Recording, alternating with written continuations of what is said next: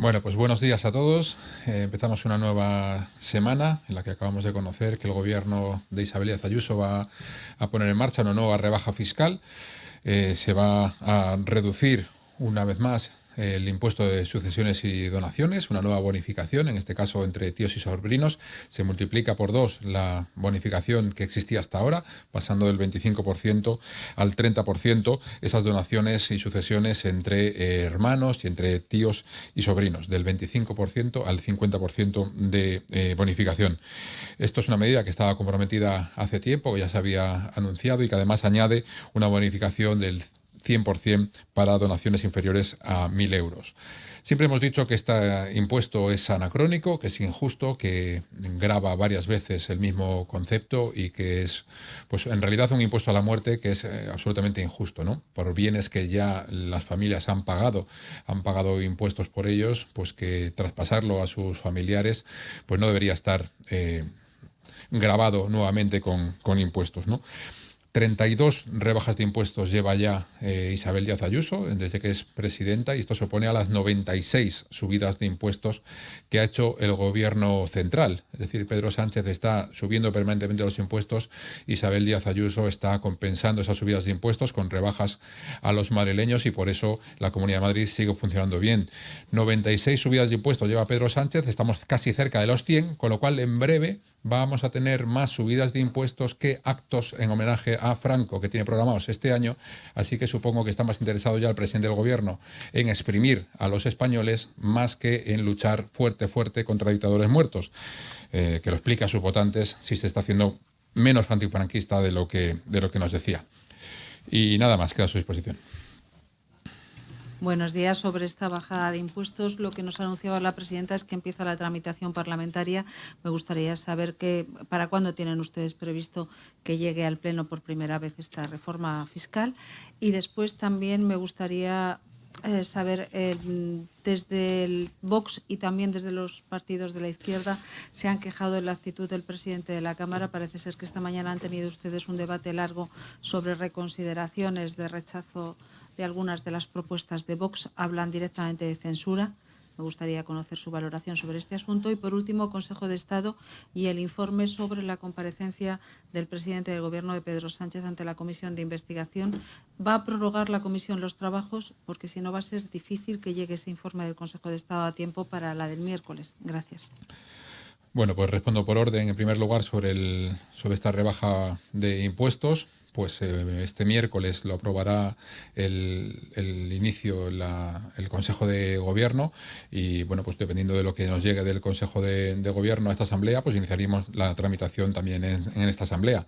Tendremos que ver cuál es la aprobación del Consejo de Gobierno para que cuando llegue aquí pues ya podamos definir ese calendario de aprobación definitiva de esta medida.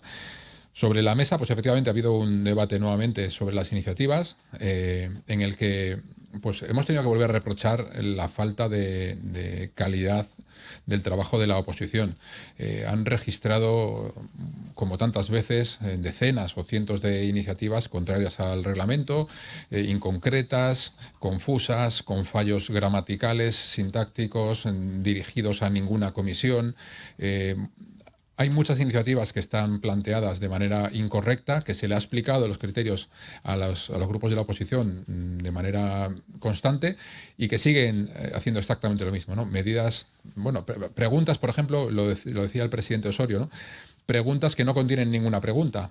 Se tiene que sustanciar una pregunta o registrar una pregunta dirigida a un consejero, y tiene una frase que habla, no sé, de competencias en materia de vivienda, pero no contiene ninguna pregunta. Entonces el consejero correspondiente no podría responder, porque es una pregunta, no existe una cuestión realmente en esa formulación. Entonces lo que se le pide es que se concrete, ¿no? Es que nos referimos a que qué opina sobre las competencias en materia de vivienda que tiene el gobierno regional. Fantástico, pregunte usted eso y será respondido. Pero existe muy poca calidad en la formulación de estas iniciativas, de muchas de ellas. Registran miles de iniciativas que son calificadas sin ningún problema, pero se quejan de las que registran mal y nosotros tratamos de explicarle muchas veces pues que tienen que hacerlo correctamente. Se ha producido ese debate nuevamente hoy en la mesa porque especialmente el grupo Vox ha explicado detalladamente muchas de esas iniciativas sobre las que pedían reconsideración, pero no explicaban el motivo por el que piden reconsideración. Han dicho que no entendían la decisión de la mesa simplemente, y con eso pues es difícil que se pueda hacer una reconsideración si no se sabe pues de la decisión de la mesa, que siempre está motivada, qué es lo que nos parece mal, ¿no? Y sobre el último tema, sobre el informe del Consejo de Estado, bueno, pues la mesa lo que va a pedir es un informe al Consejo de Estado sobre esa posible negativa del presidente del Gobierno a acudir a esta sesión que está prevista para el miércoles y, si no estoy equivocado, todavía no ha llegado la excusa del presidente, con lo cual entendemos que asistirá a esta comisión porque no ha llegado aquí ninguna excusa que diga lo contrario. Si llegase y el Consejo de Estado se pronunciase a tiempo, pues podríamos tomar la decisión correspondiente. Si no llegase a tiempo, entiendo que esa comparecencia pues podría quedar en suspenso y que cuando llegue el informe del Consejo de Estado pues se retomaría en la dirección que nos indique el Consejo de Estado, como no puede ser de otra manera. Buenos días, portavoz. Imagino que ya ha escuchado las intervenciones de los portavoces precedentes.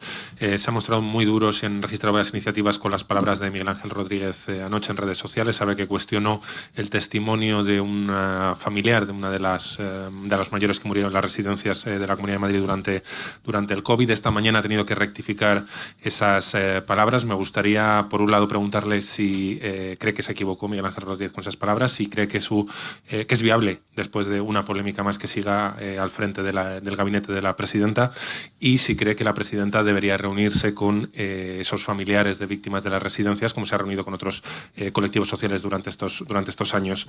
También le quería preguntar por la iniciativa que va a presentar hoy Más Madrid, una reforma de la Ley de Arrendamientos Urbanos, en la que propone introducir en nuestra legislación el alquiler indefinido. Me gustaría saber qué valoración hacen desde el Partido Popular de esta fórmula. Y por último, le quería preguntar por la cita de la Audiencia Provincial de este miércoles. Tienen que decidir si amplían la investigación contra Alberto González Amador por presuntos delitos de estafa entre particulares, de corrupción entre particulares, perdón.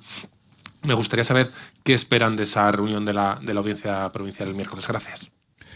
Bueno, pues sobre el tema de Miguel Ángel Rodríguez, Rodríguez ya ha reconocido que ha cometido un error y ha pedido disculpas. Yo creo que no hay mucho más que decir sobre el tema. Lo que sí es cierto es que en esta cuestión de las residencias la oposición lleva 5 años intentando retorcer el dolor de las víctimas. Lo hemos visto incluso formulada de manera explícita, diciendo el anterior delegado del Gobierno, tenemos que retorcer ese dolor. Se está haciendo una utilización muy torticera de ese dolor, que fue un dolor inimaginable que ocurrió en toda España, de las víctimas, de las muertes que murieron en toda España. Se repite en esta asamblea permanentemente una cifra de fallecidos cuando no existe esa cifra de fallecidos en el conjunto del país. ¿Cuántos murieron en el resto de España? ¿Cuántos murieron en Castilla-La Mancha? ¿Cuántos murieron en Aragón? No se dicen nunca esas cifras, pues porque seguramente a la oposición aquí no les interesa más que hacer daño al gobierno regional, aunque sea utilizando ese dolor de la pandemia que sufrieron todos, que sufrimos todos, y que, como digo, se utiliza de forma torticera. Murieron muchos compatriotas en otras regiones. En proporción, en las residencias murieron más en otras regiones y, sin embargo, no se hacen estas campañas despiadadas que se hacen contra la Comunidad de Madrid. Y, por tanto, cuando se vuelve a utilizar este dolor, pues es normal que se mencione y que se recuerde que es una campaña política de la ultraizquierda utilizando el dolor que sufrimos todos y que un gobierno que estuvo a la altura, que es el gobierno de la Comunidad de Madrid, que fue el primero que tomó medidas contra la pandemia, después de la inacción del gobierno de Sánchez en enero, cuando llegaron los primeros avisos de la Organización Mundial de la Salud, de la inacción en febrero, y de la inacción hasta que la Comunidad de Madrid reaccionó, cerró los colegios, cerró las visitas a las residencias para que no entrara el virus, y sin embargo, pues el gobierno de Sánchez decidió dejar abiertas los aeropuertos, por ejemplo, ¿no?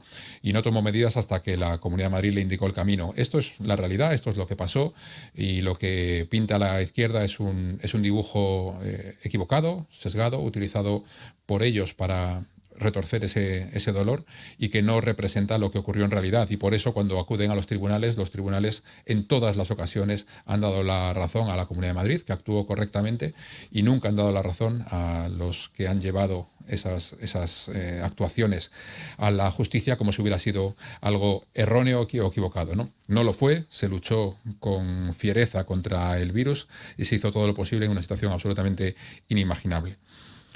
Sobre el tema del alquiler, pues no nos sorprende la posición de Más Madrid, porque es una medida de carácter populista, que por cierto está recuperada del franquismo. No sé si esta será uno de los actos homenaje que tiene preparado el gobierno de España a Franco, que es recuperar ese contrato indefinido. Desde luego, ese contrato indefinido de alquiler es contrario a nuestra legislación, es contrario a la propiedad privada, a la jurisprudencia del Supremo, es contrario a la Constitución, contrario al Código Civil, y desde luego es un ataque frontal a la propiedad privada, porque supondría que los propietarios de una vivienda dejan de serlo para siempre, porque el contrato es indefinido y además puede pasar de generación en generación.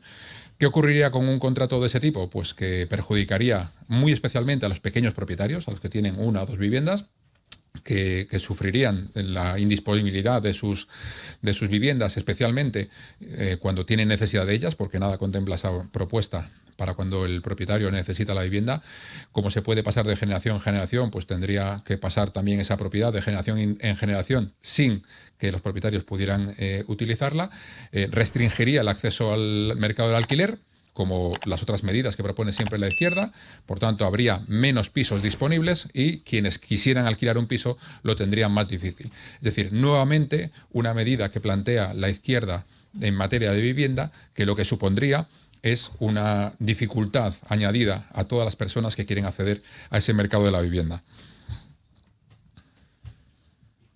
Quedarían, sí, perdón. Sí, eso, y si cree que, no me ha contestado, si cree que la presidenta debería reunirse también con las familias de las víctimas. Eso es la presidenta se reúne con las personas y entidades que considera, no ha dejado de reunirse con todo tipo de entidades y de familias durante estos años.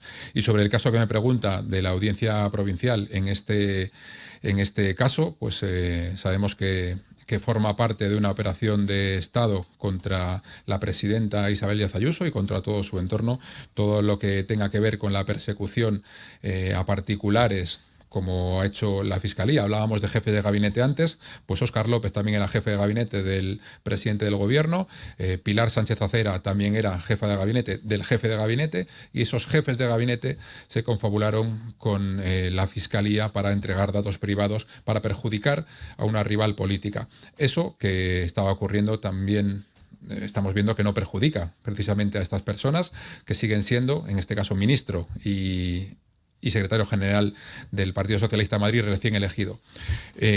No espero nada de esa causa más que la verdad salga a la luz y que los particulares dejen de temer la fuerza del Estado contra ellos por estar relacionados con rivales políticos del presidente del gobierno, que actúa como un auténtico mafioso.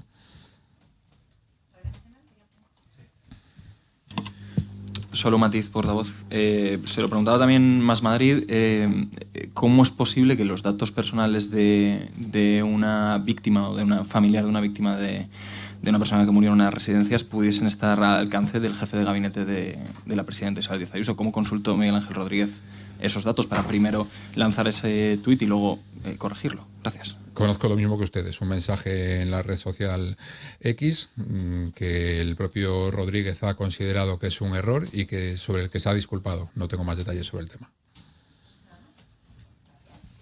Muchas gracias.